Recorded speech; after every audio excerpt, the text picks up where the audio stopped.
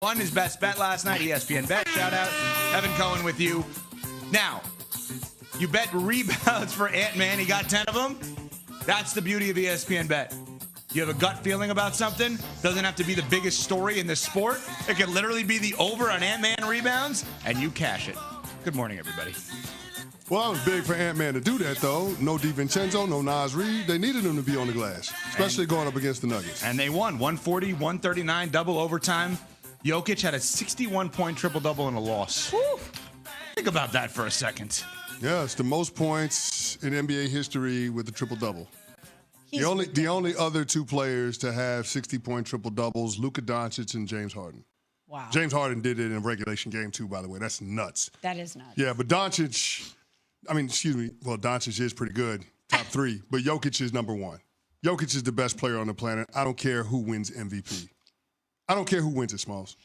Are you putting him in that category where he should likely win it every year, but he won't?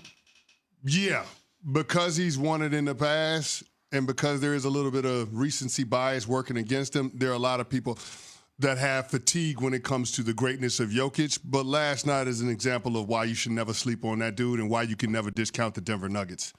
Even in a loss, that dude was downright dominant. Just incredible in terms of him being able to assert his will, get to his spots on the court, being able to set up other guys for opportunities. He's incredible. I mean, I'm just looking at some of his numbers. He's averaging a 29-point triple-double on the season. Jokic is top three in points, rebounds, assists, and steals per game. Wow. Ridiculous. Top three in all four of those categories, and he ain't three in all of those categories. And he probably won't win MVP. Insane. Right? Insane. So is Jokic the Lamar of the NBA? Where we look at Lamar, two-time MVP, he had numbers that you could arguably say he was better this season than he was the two times he won MVP, but it felt like Josh Allen's turn. You can't say that because Jokic has actually won a chip, but yes. The fact that the Denver Nuggets catch all kinds of hell when they match up against the Timberwolves, that's the part that needs to be highlighted. Because when you look at the standings now and see the Wolves knocking on the door for a top 6 spot in the playoffs, you start thinking about yourselves, you could see a Nuggets-Timberwolves first-round matchup. And that is the matchup that nobody in Denver wants because Minnesota has beaten Denver 6 straight times. At this point, it's not a rivalry. In a rivalry, each team wins games, they go back and forth. This hasn't been a back and forth. Going back to last year when they knocked them out in the second round of the playoffs. Minnesota is a problem for the Denver Nuggets. Yes, they are. No doubt. There's a couple other things with that game last night. I don't want to do this. I feel badly doing it. Russell Westbrook had a disastrous end to that game. They're up 1. He has a steal, misses a wide-open layup, and then it fouls Nickeil Alexander-Walker on a 3 to ultimately lose the game. I hate doing this. I don't want to rag on Russell Westbrook. He's a first-ballot Hall of Famer. He plays his butt off every night.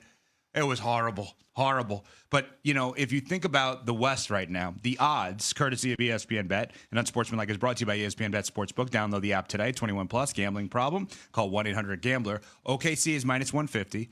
The Lakers are plus 600. The Nuggets are plus 700. The Warriors, who won last night, and Steph Curry had 52 points in that game, including 12 three-pointers, are plus 900. And the Clippers and Wolves are plus 1,800.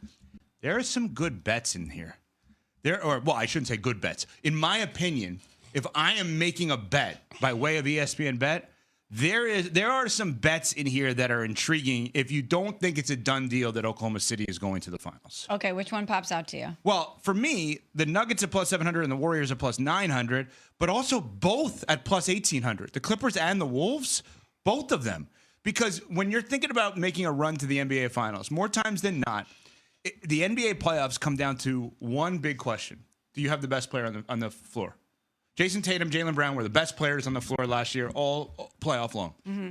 Jokic, CeCe mentioned a couple years ago, best player on the floor. Giannis, they were down in the series to Phoenix a few years ago. They beat Phoenix last night, by the way, Milwaukee did. Best player on the floor. MJ, Kobe, Shaq, the obvious LeBron, the obvious ones. I mean, Ant-Man could be the best player on the floor any given night. Yeah. If Kawhi, I understand if Kawhi is healthy. If Kawhi is healthy, could be the best player on the floor any single night. We've seen that. That's not an outrageous thing to say. So all of those teams below Oklahoma City, the Lakers, Nuggets, Warriors, Clippers, Wolves, all could have the best player on the floor.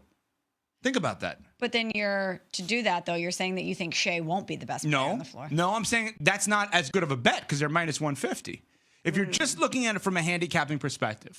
Got you. And you're saying, like, in the Eastern Conference, the equivalent of plus 1,800 probably doesn't have the best player on the floor. If you think about it. You couldn't even project. Could you project Tyrese Halliburton being better than Tatum or Brown? No. Yeah, neither could I. And I love Tyrese Halliburton. Me too, but I can't do that. Could you project in a single series Anthony Edwards being better than Shea? Yes. Could you project Kawhi being better than Shea?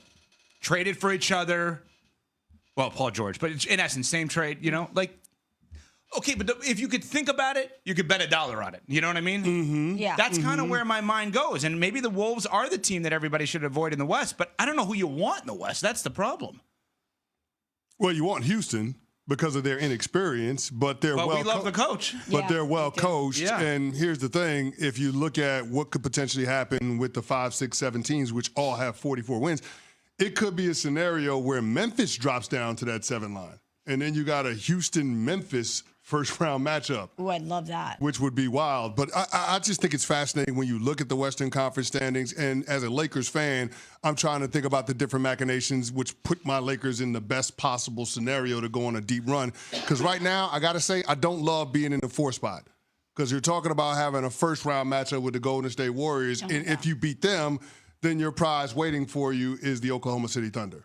Fun. Yeah, I as much as I love LeBron and Doncic, and as much as I think that those two guys on any given night are capable of being the best duo on the court, I don't know that they can win a total of 8 games across 2 series in the first 2 rounds of the playoffs against the Golden State Warriors and the Oklahoma City Thunder. I don't think that's a knock on them. I think that's just like the reality of I think I think if it was a situation where you'd have one or the other, I could see that scenario playing out. For sure. But the Golden State Warriors in the first round, if you match them against them, they're going to take their pound of flesh.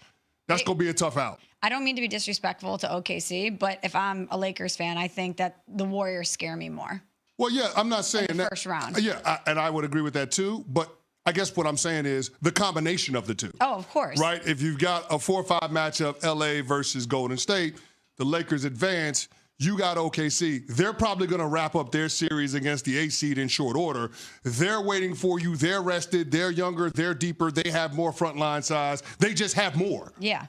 So even though you might have the best duo on the court, how much gas does LeBron James have left in the tank at this point?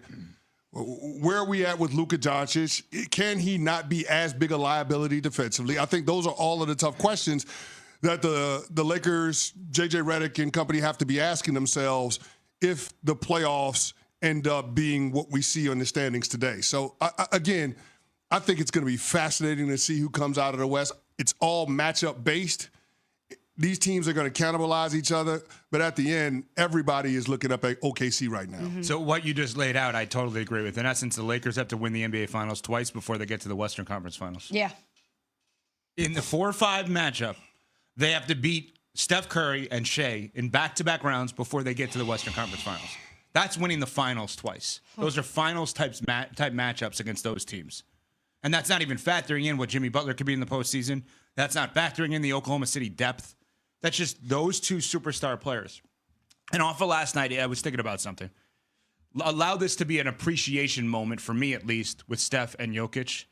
We spend so much time, rightfully so, talking about LeBron James. He's the 2nd greatest player of all time. What he's done off the court is phenomenal. Nobody's arguing that, right? In terms of building a school, charity, he doesn't get in trouble. He can be a role model for people. There's also the other side of, like, why are you going after Brian Windhorst? Why are you going after Stephen A? Like, what are we talking about with this stuff? Steph and Jokic go out every night and do their job, and they're unbelievable.